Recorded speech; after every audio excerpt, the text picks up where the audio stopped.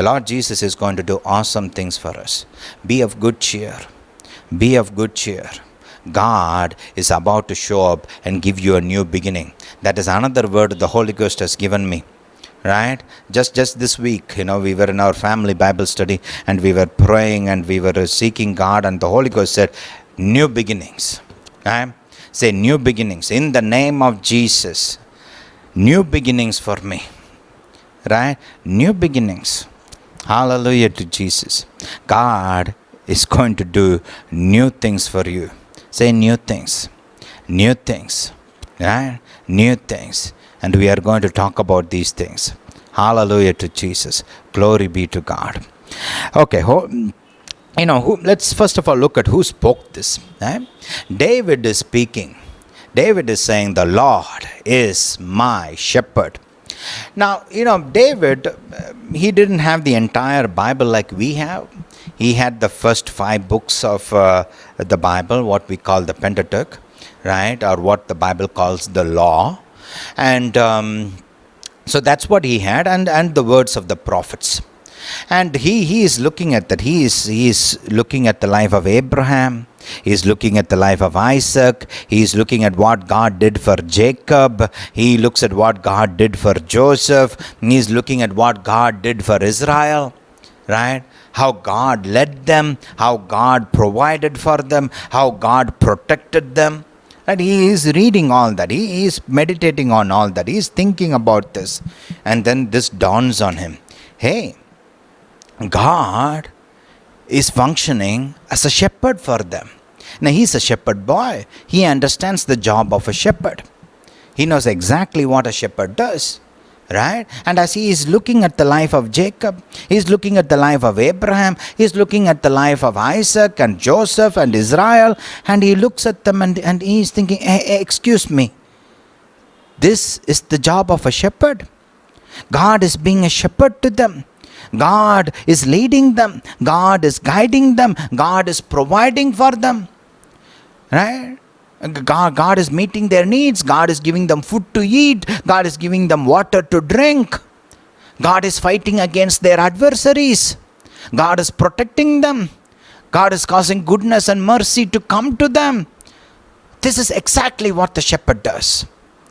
Right? And then he says, the Lord, the El Shaddai, the maker of heaven and earth, is my shepherd. Right? That's so important. If you say the Lord is a shepherd, that won't help you that much. Right? You have to say the Lord is my shepherd. If David, all that he did was just look at the life of Abraham and Israel and Jacob and Joseph and Isaac and say, look how God helped them. Look at how God did miracles for them, how God blessed them. God was so good to them, man. If that's all David said, and we wouldn't be reading this psalm at all. No, David saw something else. Hey, I have the same covenant that Abraham had with God. I have a blood covenant with God Almighty. Right? The God of Abraham is my God. Right? And what God did for Abraham, He's going to do for me. What God did for Israel, He's going to do for me. Right? And then he said boldly, the Lord is my shepherd. That personal belief, a personal relationship, and receiving God's goodness and God's promises for yourself is so very important. If you have a generic faith, that won't bless you that much. You got to make it personal. And when you make it personal, God's goodness will flow into your life. God's love will manifest in your life. That's what David is doing here. He's saying the Lord is my shepherd. My shepherd. And that's when God's mighty hand will manifest itself in your life. God will lead you and guide you like a shepherd. God will help you.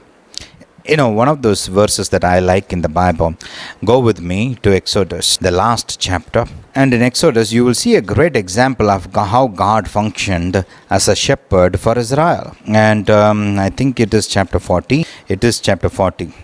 Now, let's read from verse 35. And Moses was not able to enter into the tent of the congregation because the cloud abode thereon, and the glory of the Lord filled the tabernacle. Now, notice from verse 36. When the cloud was taken up from over the tabernacle, the children of Israel went onward in all their journeys. See, the glory cloud rested upon the tabernacle. It is there all the time. They could see it physically, right? That's the presence of God. The Shekinah presence of God is right there, right? So the Israeli people could look at that, right? Physically, okay, God is there, right? And when the glory cloud lifted up, they think, oh, okay, God is on the move. Our shepherd is moving forward. Let's follow the shepherd. Right?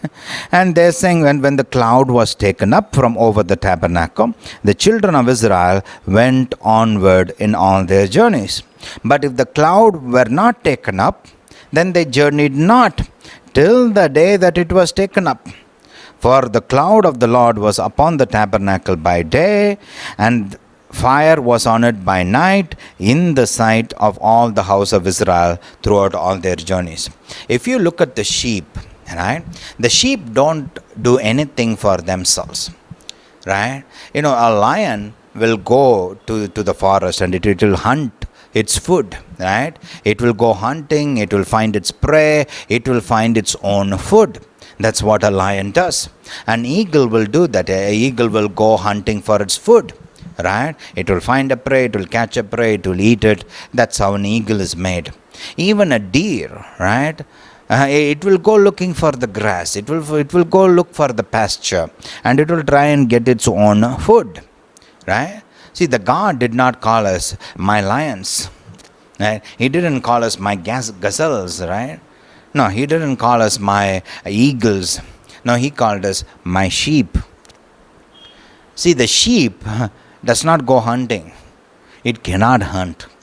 The sheep never goes looking for pasture. The sheep never goes looking for water. The sheep cannot defend itself. You know, if a wolf or a lion or a bear comes, to take away the sheep, it cannot defend itself. It cannot fight. At the most, it will try to hide or run, and it cannot run that well either. Right? Have you seen a sheep running, right, against a lion? Right, far from a lion, I should say. No, that's not something that it could win.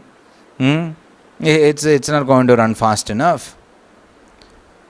The sheep is basically a helpless animal, right? It cannot do anything by itself. Man was not created to live by himself. Man was created as a being who's supposed to live in dependence on God. Man is never supposed to do anything by himself. He is supposed to live in dependence on God. Right? He is supposed to be dependent on God.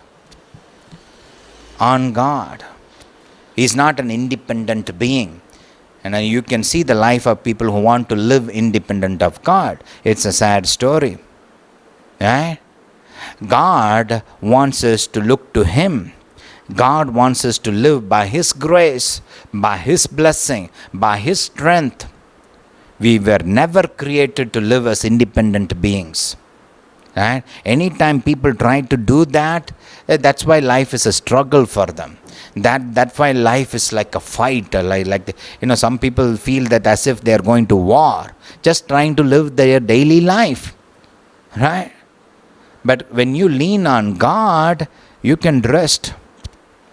When you lean on your good shepherd, when you look to your maker, when you look to your creator, you can live life in ease. I'm not saying you will never have a trouble, but I am saying that when you live by the grace and the strength, there will be a ease to your life. That's what our Lord Jesus said. Go with me to Matthew chapter 11, right? Verse 28. Come unto me. Notice what is Lord Jesus saying? He's saying, come to me. Why? All you that labor and are heavy laden, and I will give you rest. Take my yoke upon you. Say, take my yoke upon you. and learn of me, for I am meek and lowly in heart, and you shall find rest unto your souls. Some people are overloaded, they are stressed out, their mind is about to burst, and they are having trouble all the time. Right? They are not able to face the life situations. They are scared. They are lonely. They are depressed. Right? They don't have the strength to face the things that we are facing today. Right? They don't have any hope. If you are in that situation, you come to the Good Shepherd. He will give rest to your soul. He will restore your soul. He will refresh your soul. He will give you hope. He will give you strength. He will provide for you. He will make your life good. He will cause goodness and mercy to follow you. Do you understand that? Come to the Good Shepherd.